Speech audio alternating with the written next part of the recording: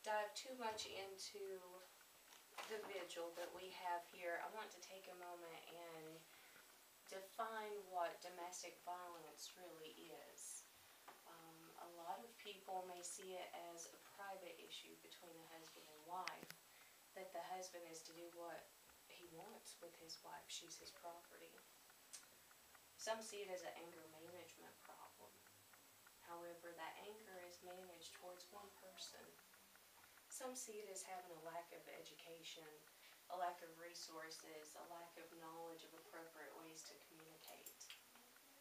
In fact, domestic violence is none of these things. It may mirror some of these things, but that's not really what it is. It occurs when one person in a relationship systematically attempts to gain coercive power and control over another person through physical, emotional, sexual, or material force.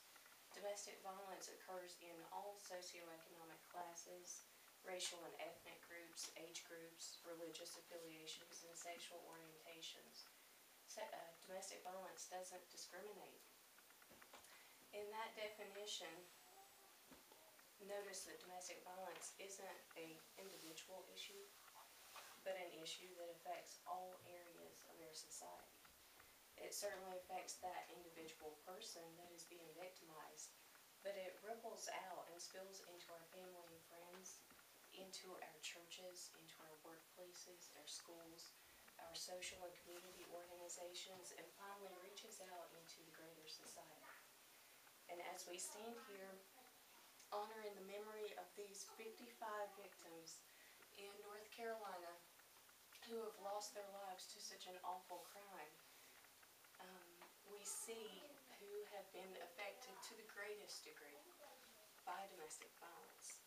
These 55 bags represent 55 lives that have been taken at the hands of someone who claimed to love them. In a moment when you have the opportunity to read the names and some of the basic information about lives lost, take a moment to mourn their loss, their death, honor their lives, and be inspired to make a change so no one